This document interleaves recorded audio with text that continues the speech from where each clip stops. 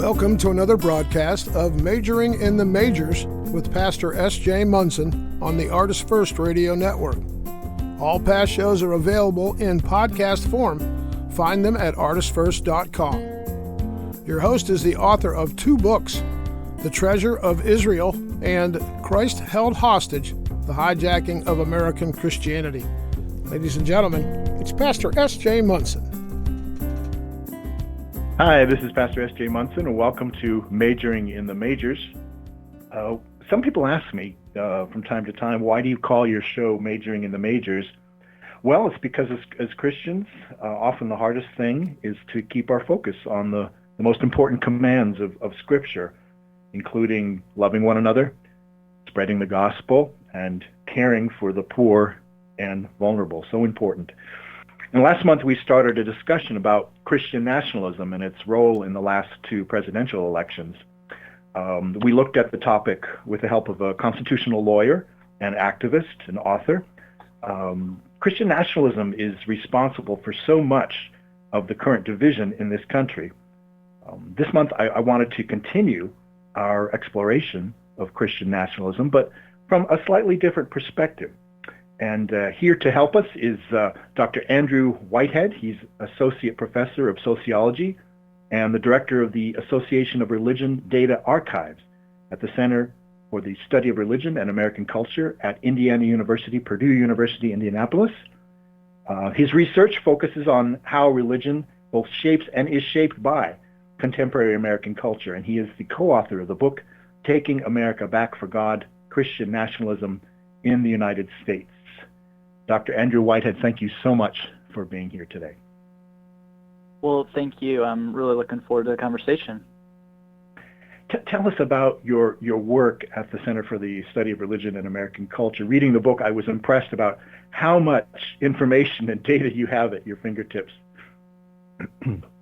Yeah. So I'm relatively new here to the center, and part of my role will be working with the other faculty and scholars here that are across different academic disciplines, really trying to understand what religion is and what it does here in American culture, and how American culture shapes and is shaped by that. And part of that role is the working with the Association of Religion Data Archives, where anybody, journalists, interested observers, or academics can go online to thearda.com and access quality data on religion to really answer questions about their communities or their denominations or Americans in general. And so that's a little bit of the work I do here. And then for our book, we do draw on large national data sets. And my co-author, Sam Perry, he and colleagues are collecting data even now in the last year. And so even since the book has come out, we have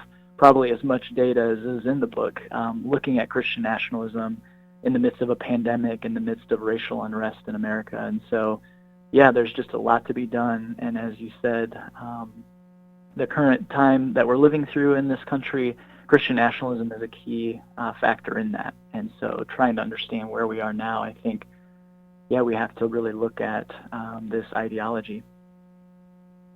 Now, for the sake of those who may just be joining our discussion of this topic, Christian nationalism, how do you define it, and how is it different from, say, white evangelicalism or conservative Christianity, terms like those? Yeah, so Christian nationalism, we define it as a cultural framework. And so by that we mean it's a collection of narratives, like the U.S. is a Christian nation, but not just narratives. There's also symbols and traditions and value systems that have been built up around that, that make up this cultural framework. And what it wants is to fuse American civic culture with a particular version of Christianity. And that version of Christianity generally is one that is religiously and politically conservative, that really tends to benefit and provide access to the levers of power in our society to those that are white, native-born, and Protestant, usually. And so there's a lot of assumptions built up around Christian nationalism about militarism and nativism and heteronormativity, and white supremacy, and authoritarianism as well. And so by this, we can really start to distinguish it from the Christian faith writ large. And so we wouldn't say that Americans who embrace Christian nationalism aren't Christians. Many of them are. But we believe, too, that there are expressions of Christianity that reject Christian nationalism and a lot of the assumptions and parts of that cultural framework that come with it. And so a lot of our work is trying to show not only what Christian nationalism is, because to understand it we have to name it and identify it, but then also to distinguish it from Christianity and even evangelical Protestantism, or at least Americans who identify as evangelical Protestants but also reject Christian nationalism. So there's more that we'll, I'm sure, dig into in our conversation about how to distinguish those and the overlap between those. But we do want to identify that for much of what people think is evangelical Protestantism that is, harming the country in different ways, we identify it really is that Christian nationalism that is prevalent among evangelical Protestants that is really doing the heavy lifting there, that evangelicals that reject Christian nationalism, they are a lot more open and welcoming to foreigners or those outside their religious tradition or other sorts of things. Mm-hmm. Let me describe to you a scenario that I experienced a few years ago when my wife and I just moved from the Northeast down here to the American South. And so we walked into my wife's church where she had grown up, and that's where we kind of started our faith journey here, looking for churches. We thought that would be a good starting place. Very, very white church, and they were having a missions conference. And we thought, well, that would be interesting to kind of get a grasp of what's going on here in the church and get a feel for the congregation. Sweet, sweet people. They were very, very kind to us. And during the opening ceremony of the missions conference, they had a parade of nations where different members of the congregation would carry the flag of a nation that was being represented at the conference, where they had missionaries go to. And they even had a lot of the missionaries there, too, who had flown in from all over the world to attend the conference. And at the end of this parade, of course, we had the American flag come down, carried by a soldier in camouflage and boots, Wow. and marching down the aisle to the great cheers and roars of the crowd. And my wife and I looked at each other and said, what is wrong with this picture? What are we experiencing here? And I'd never seen anything like this before. And although I'd grown up in the church. So we got a little offended, and we left. And driving home, I said to my wife, so what do you think they rolled out next? Tanks? And so I was, I guess, a little bit shaken by it. But what was that about? Can you explain what that's about? Yeah, I think, your experience there, and I'm sure for some of your listeners, they have similar experiences, is really a great representation of what we're talking about with Christian nationalism. Because there's a number of images there that my co-author Samuel Perry and I saw as we were researching the book, and we spent time in different congregations in addition to the survey research we did. And we were attending these services over the July 4th weekend, because every year, all across the country, thousands of congregations have kind of Celebrate America services, which you were at a missions conference, which I think is particularly notable, that some of that imagery, even came through there. But, when you have the different flags coming in, and you describe the American flag coming last, right? Kind of like it has the most special place in this whole, bringing the flags down, best for last type of thing. But then also, somebody from the military wearing that garb, when we look at Christian nationalism, militarism, and the might of America, and the fact that America defends its interests against those on the outside, I think that is particularly notable. And then, too, for the cheers that, well, this is the great flag, right? This is the one that we were waiting for, the greatest country of all that we've seen. Again, putting America at the top of the heap, that America has some sort of divine was chosen and has a place at the top in God's providence and plan for the whole world, for the globe, and for human history. And so a lot of these aspects and these symbols and myths and narratives wrapped up in Christian nationalism, I think you saw in that moment. And the fact that it was all happening in a church at a missions conference where the gospel, right, and the idea that the hope of Jesus Christ is supposed to be front and center, but really it was, for many people, America, the United States, as a vehicle to maybe take that gospel. But then you start to wonder, well, what gospel are they spreading? What gospel are they taking to the nations? And in our work, we see that for many Americans, and for Christian nationalism especially, it is all about privileging a particular type of Christianity, both in domestic affairs and worldwide, that God has a special place for the United States and wants to see it do well. And so I think, your experience, I think, is a great example. And a lot of those images ring true for what we found in the book. Now, in your book, you have a lot of data. How would you, or what would you say in terms of percentage of Americans are considered to be Christian nationalists? And how do you measure that? I know that's not an easy thing to say because there's various levels of commitment to various ideas. But how would you answer that? Yeah, so in our book, what we try to highlight is that, Christian nationalism, or whether somebody's a Christian nationalist, it really isn't an either-or proposition. What we find is that for many Americans, they really exist all along a spectrum. And, thinking of it as kind of a volume level, on your TV or something, that there are some people that have the volume turned all the way up. And then there are some that are right in the middle, and that's most Americans. And then some that have it all the way down. And so when we survey Americans, we ask 6 different questions having to do with how they view the relationship between Christianity or religion and the United States. And so we'll ask them questions like the federal government should advocate Christian values or allow religious symbols in public spaces. And so, again, they're just focused on the role of religion or Christianity in the public sphere and the government. And people could strongly disagree or strongly agree with that. And then what we do is assign a point value to their answer. So if they strongly agree, they would get a 3. They strongly disagree, they'd get a 0. And then we add those up. And so what we're able to do is chart all Americans from 0 to what turns out to be 24 at the highest end, where they fall.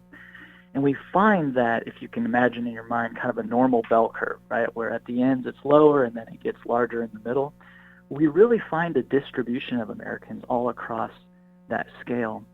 And to make it a little easier to talk about, we break Americans into 4 different groups. And so those Americans that completely reject Christian nationalism, they would strongly disagree with many of those questions.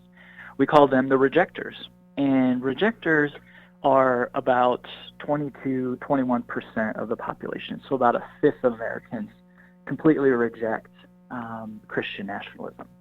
And then we have Americans who are a little more undecided, but lean towards kind of rejecting or at least resisting Christian nationalism. And they're about 27% of the population. And so we call those resistors.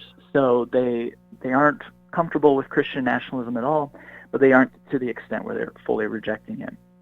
And then we have Americans on the other side of resistors who see a place for religion and Christianity in American culture. They're comfortable with it. They think Christianity, a lot of them would say, it plays a positive role in our society. It should have a place. Maybe it shouldn't be, privileged over all other religions, but it definitely plays a positive role. And so we call these accommodators. So they're accommodating of Christian nationalism, and they're about 32%. That's the largest group among the 4.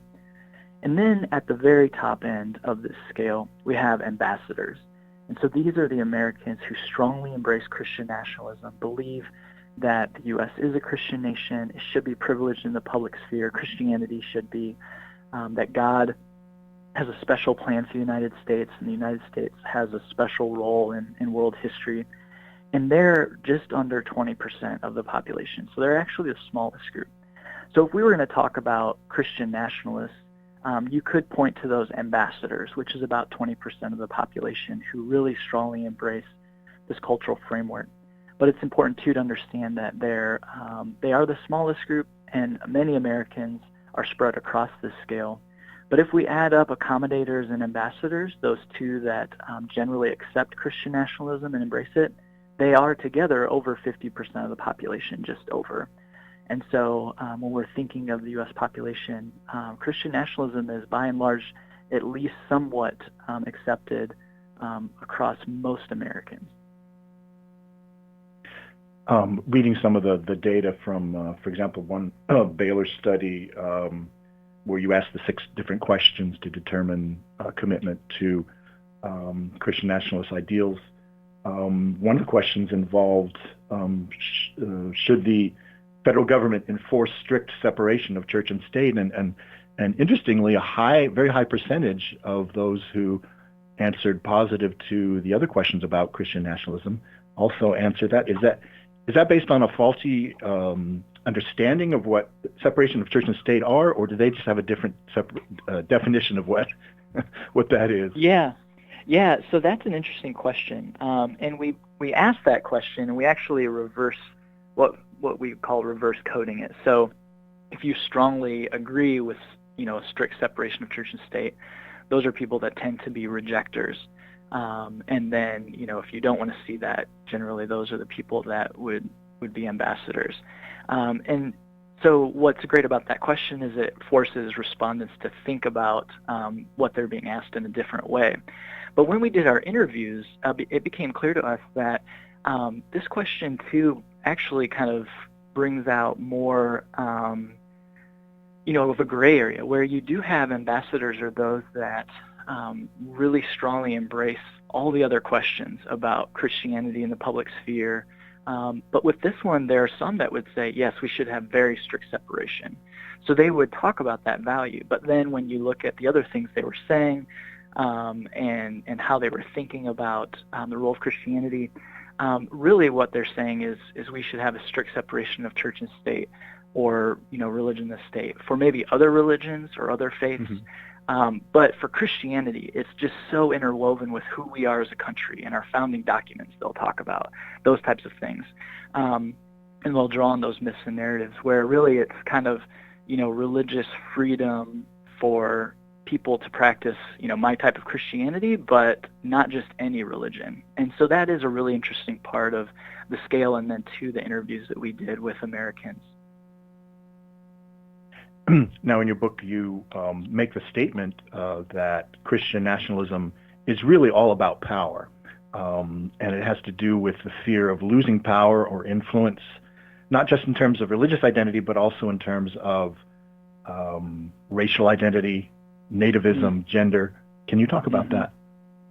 Yeah, I think this is what it really does come down to for us, is that when we talk about Christian nationalism, it's about privilege in the public sphere. It's about access to the levers of power, who has the right to say who we are, define who we, in quotes, are as a country, what we're all about, who they are, the outside.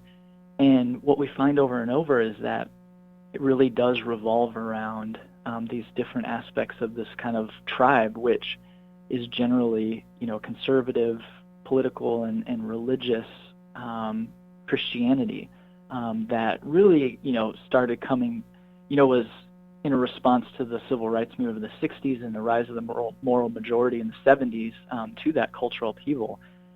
This kind of historical project of linking these things together, that to be a good Christian, you have to support small government. You have to oppose abortion. You have to oppose, rights for, gay couples. You have to oppose these different aspects. And so that whole push, you have to support a strong military. And America is a Christian nation and is God's plan for the world, and all these things really became intertwined with that. And so as they feel, and you can look back from, Jerry Falwell Sr. and the other leaders of the moral majority, and even to today, you see a constant thread of stoking fear, of losing cultural power and control. and that the only way to ensure the survival of the country, ensure the survival of our heritage, these are words that they would use, is to put the right people in office, to gain that power, put the right judges on the right courts. And that is the way that will protect it. And so, again, they feel as though must have power in order to protect what they see as rightfully theirs, which is control of the civic and cultural sphere in the United States. And so I think that is where, at least hopefully our work, raises the question then, does this look like what we see, in historic Christian scriptures or in the gospel? Was it about power over others, or as some, theologians have written that it really is about power under others, in service and in giving? Is it us against them as Christians, or should it be us for them as Christians? And so I think power, again, is one of the key concepts to think about as we understand exactly what they want to do and why. And one of the main arguments that you make in your book is that understanding Christian nationalism is really essential for understanding our own current polarization as a society.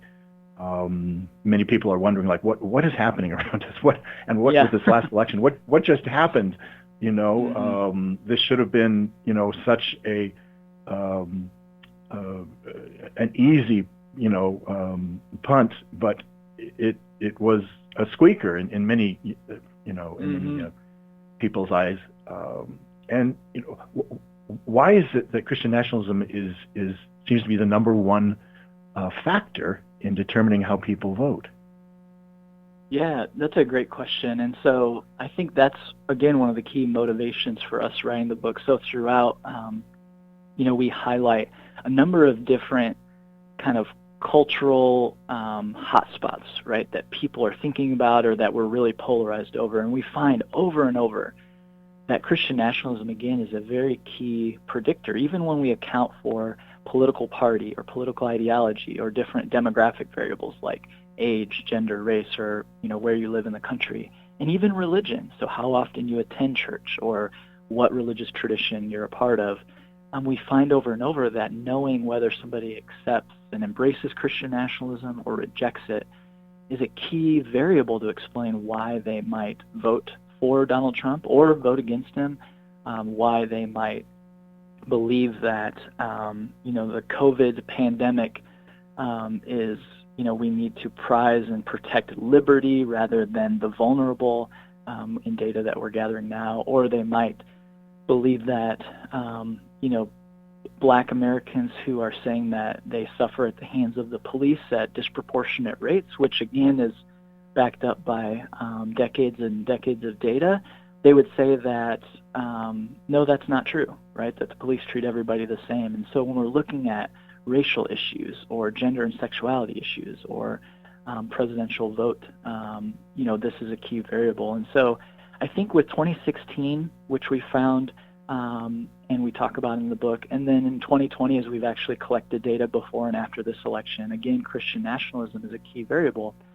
And what we find and the way that we try to understand it is that Donald Trump early on, and then especially throughout his presidency, and he's leaned into this, has consistently portrayed himself as, again, a defender of the cultural values that many ambassadors of Christian nationalism hold dear, and he just talks directly to them, and his surrogates do as well, saying that, if you want to maintain the type of country that you've always imagined, I will be the one to do that. I will give you access to that power, and I will put the right people in the right places, basically judges, to be able to defend that. And so that resonated with many of them, that it doesn't matter if he is personally religious. What matters is that he is committed, in their eyes, to enacting, a cultural, taking on cultural positions that they agree with, and that's what they want. It doesn't matter if he is, part of their faith. They want to see somebody that will privilege their faith in the public sphere. And so that, I think, is one of the key reasons, among kind of the other cultural touchstone and hotspots that we talk about in the book, that many Americans supported Donald Trump in 2016, and then too right again in 2020. As a Christian pastor, one of the things I really appreciate about your book is how you go to great lengths to distinguish between Christianity as a religion, as a historic religion, and Christian nationalism as a set of beliefs. The two are not the same and often conflicting. You say that that Christianity, the Christianity of Christian nationalism, is of a particular sort, and it's more than a religion. It includes assumptions of nativism, white supremacy, patriarchy, and heteronormativity, along with divine sanctions for authoritarian control and militarism. Can you talk about some of those other issues? Yeah, definitely. So, what we show in the book when we look at how Americans view the issue of abortion, or how they view the issue of racial injustice, or the criminal justice system, inequalities there, or policing. When we look at their views towards minority faiths like Muslims or Jewish Americans, or even the non-religious like atheists. When we look at their views towards immigrants and refugees, even religious refugees. In all of these instances, we find that Christian nationalism is associated with basically, more xenophobic, so fears of outsiders, coming outside our country. They're more, racist in many ways, believing that blacks suffer at the hands of police because black Americans are inherently more violent. These different types of things. They're more afraid of their hypothetical daughter, being married to somebody who's not white, for many white Americans. And so we find over and over that Christian nationalism pushes Americans to be much more tribal in their views, where it really is about being from here, being white, and being Protestant. And that is the group that you're a part of, and that they want to be a part of. But what we find is once we take Christian nationalism into account, we find that measures of religious practice, like how often you attend church or read sacred scriptures, or attend religious services and read sacred scriptures, we find that works in the opposite direction. So Americans that are more religious, once we account for how, if they embrace or reject Christian nationalism, Americans who are practicing their faith more, we find more and more are much more welcoming and accepting of refugees and immigrants. They're much more willing to see racial injustice in the current cultural climate. They're much less likely to fear other religious faiths or people of non-religious faith, or who reject religion in some way. And so we see that religious practice isn't the driving force for making some Americans more likely to hold racist views or values, to be xenophobic, to fear immigrants or other religious faiths. What we find is that it's Christian nationalism, this desire to see this type of Christianity privileged and hold power. And so for us, while many Christians in the U.S. do embrace Christian nationalism, so a majority of evangelical Protestants score high on our scale, right? So we're not saying that, we're basically not trying to do the dirty laundry of evangelical Protestantism and the issues that they have, but we do want to point out that it isn't anything necessarily inherent to Christianity or, Christianity in the United States, but it's this desire to see it privileged. And so this Christian nationalism, which again is very prevalent within white Protestant spaces, it's the Christian nationalism that's the issue, and that's what we need to attend to. And that's a big project. So I'm not trying to undersell either how difficult it'll be to try to disentangle the two. But it is this Christian nationalism that's key. It isn't necessarily religion or Christianity itself that's doing the heavy lifting there and pushing Americans towards holding these views. I'll tell you another story. Another church that my wife and I had attended for a short period of time when we moved down here. I was talking to one of the pastors, and I'm not sure how we got on the subject, but we were talking about issues of social justice, and I mentioned something about that. And he looked at me and said, "Oh, you're one of those social justice Christians." And I thought to myself, well, is there any other kind? I'm not sure what Bible you're reading, but social justice, issues of justice are everywhere, in the Old and New Testament. It's I think if you were looking at the data, it would be at least the second issue that comes up repeatedly, which means it's important, in both Testaments. And he said, "Oh yeah, we've got a few people like that in our congregation." And I just thought, what reality are you operating in? And who are you, and what have you done with Jesus? Yeah. How would you explain that? Yeah. Well, I think we're really seeing a lot of that today. And again, I think it really comes down to this understanding or idea of kind of tribalism, like who we are, and anything that might undercut or draw into question, or at least want to have a discussion around some of the assumptions of the dominant form of Christianity in the U.S., which really has been white Christianity for centuries. I think that will call into question some of the power and privilege or position that some of these Christians hold. And so having an honest discussion about that, I think, it makes them fearful and could be uncomfortable. And so just kind of shunting that to the side and saying, well, that's not really it. So kind of one thing to think about and that you see is you'll hear, and I'm sure that you've heard this before too, where, we should just focus on preaching the gospel. It's just about preaching the gospel in our churches, right? So when we talk about racial justice, so this is what Martin Luther King Jr. and other civil rights leaders heard in the 60s, right? That pastors and preachers should be focused on the gospel, not trying to, do things on this side of the world. And there's a famous quote by Falwell who said that too. Jerry Falwell Sr., said that I just focus on preaching the gospel.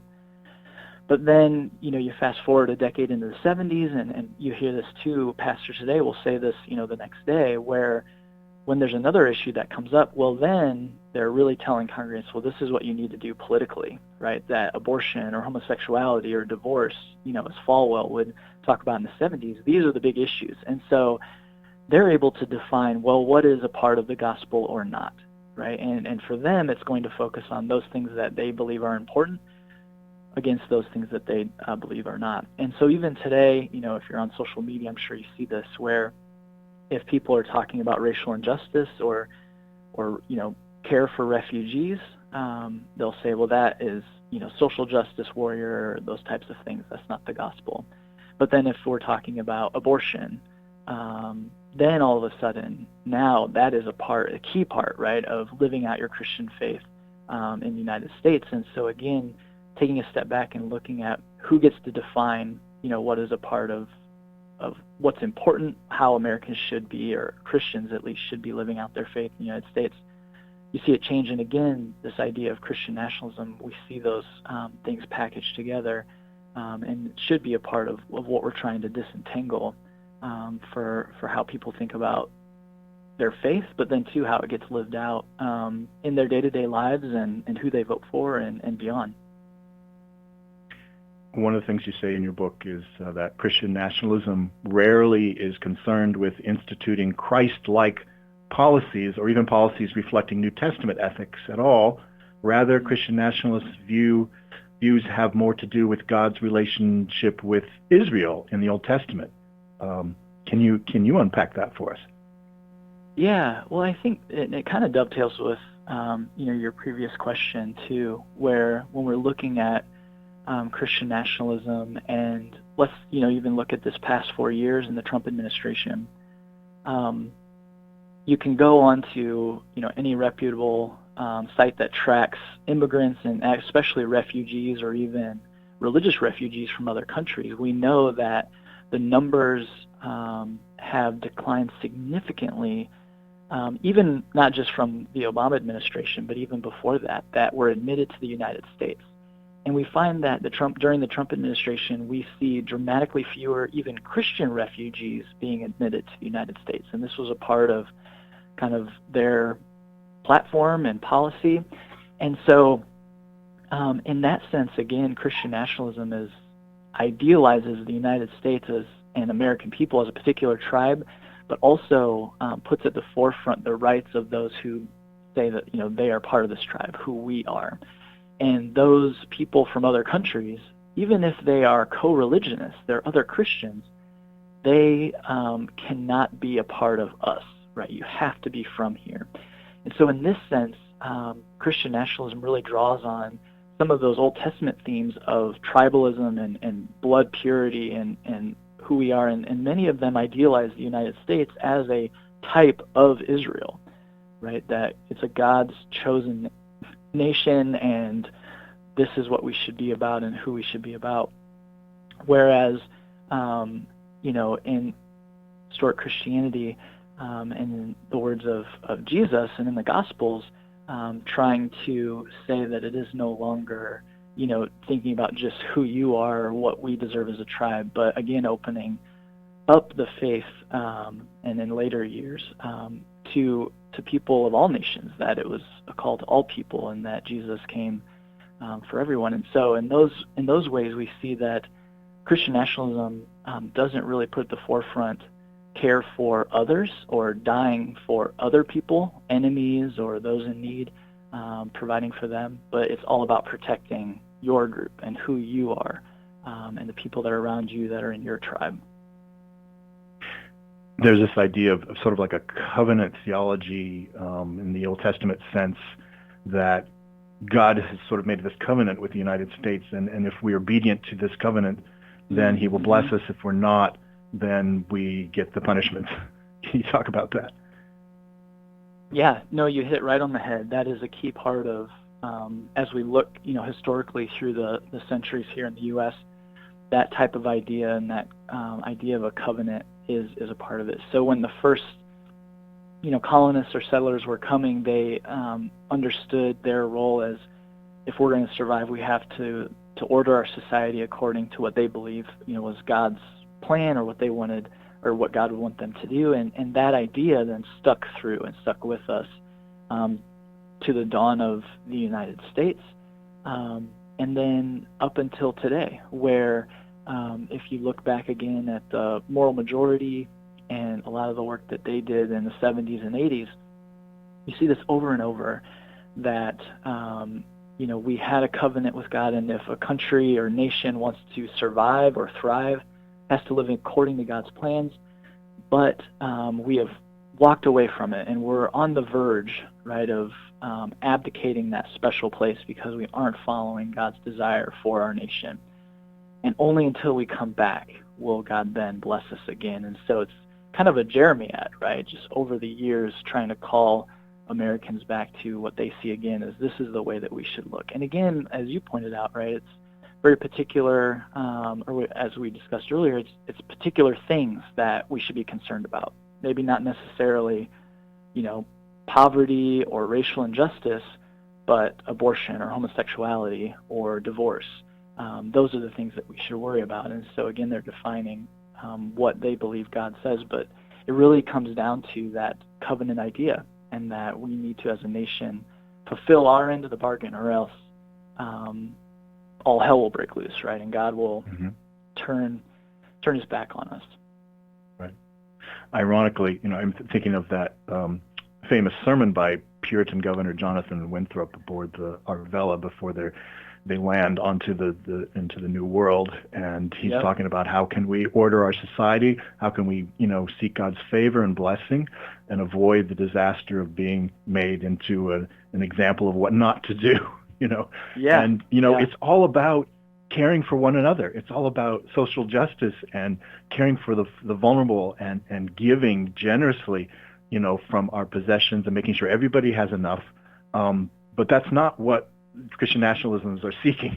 It's a little too egalitarian, I guess. They're seeking something, I guess, more or less cherry picking, the issues, biblical issues that they say, these are the most important ones. And interestingly, they're not ones that require them to change. They're about other people, and they're about excluding other people and drawing lines in the sand, and not about including, inviting in Yeah, I totally agree. I think, yeah, you're hitting the nail on the head there. Now, you mentioned apocalyptic Christianity and also literal interpretation of the Bible. What do those have to do with Christian nationalism? Yeah, so many of the Americans that we call ambassadors or who strongly embrace Christian nationalism, they would also say, well, I read the Bible literally, or I take the Bible very seriously. And we find kind of in our academic circles that biblical literalism really is kind of an identity marker. It says more about how you view yourself and kind of an identity that you see about yourself rather than maybe what you're literally interpreting from the Bible, because again, that's pretty much impossible. Because again, there are things in the Bible that would, if they were interpreting it literally, or these were things they had to do, especially in the Gospels, would look very different from a lot of the political viewpoints that they hold, right? And so really it's become a way of kind of saying this is what I'm about. And so we find that that is strongly associated with Christian nationalism. And then, the apocalyptic point is really interesting, and we see a lot of that, even especially from the election until today, where you see a lot of this bubbling up, where there are kind of two different tribes historically that kind of bought into Christian nationalism and this idea that we should be a Christian nation. And they were both, it was filled with people that were both post-millennialists and also premillennialists. But today we find that for most Americans that embrace Christian nationalism, they're premillennialists. So they're thinking that first, the world will fall and God will take away the faithful and it's going to get really crazy. Not that we could try and improve the world enough to then that will be when Jesus comes back. But there are some kind of early thought leaders in Christian nationalism that were actually post-millennialists and dominionists. Some of the dominionist theologians held that view, but for most Americans, they would hold that premillennialist view of, it's going to just keep getting worse until God comes back. And so Robert Jeffress, a pastor at First Baptist Dallas, wrote a book, and the name of it is escaping me now, but where he basically lays this out that, we are a Christian nation and we should fight for these things that we hold dear to be, to assure that we're on God's good side, but that really in the end it's just going to keep getting worse and worse until God takes us away, and, the end times kind of begin and tribulation and all of that starts. So it is a common thread that you'll see through many of these, and kind of the rise of conspiracy theories too. A lot of this plays in as well. So your listeners or whoever will definitely see some of that across Facebook rooms or on Twitter or wherever, these people that they're around that are Christian nationalists or who embrace it. You'll see a lot of these threads in some of their understanding of their social worlds and what's going on around them. Mm.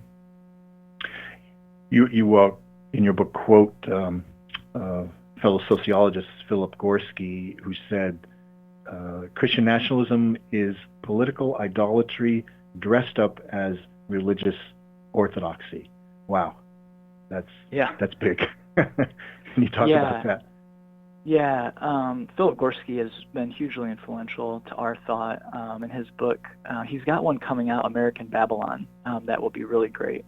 And then one that he wrote just a couple years ago that has been really helpful to us, looking at essentially Christian nationalism and then also kind of a more civil religion or civic republicanism.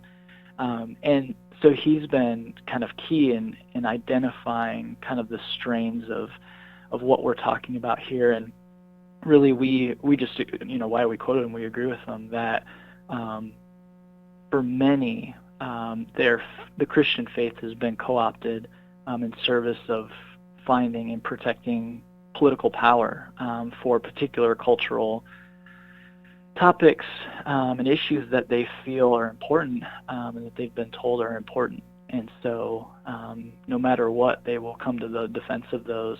And really what Christian nationalism does is it allows them to hold different political views, but then shroud them in religious symbolism or in a sense of religiosity, that this is simply what the Bible says and what God would want for this country. So whether that is, racial attitudes or attitudes towards immigrants, or even behaviors in the COVID pandemic, which we've been finding lately are strongly related to how people act and is strongly related to Christian nationalism. It really is about power in service of a particular political viewpoint and theology, really, overall. Dr. Andrew Whitehead, author of Taking America Back for God, Christian Nationalism in the United States. I want to thank you so much for being here today, and thank you for your time and sharing this information with us. It's really, really important. And I, for those of you who are listening, I recommend the book. It's really excellent, helping you to understand what's going on. Why are we so divided right now? Thank you so much for being on the show, and I wish you and your family a very happy holiday season. Yeah, thank you so much. I'm so grateful for the conversation and for the work you're doing, highlighting these things and talking through these things. It's so important. And so, yeah, I really appreciate the time. Just before you go, your book is available on Amazon and anywhere else?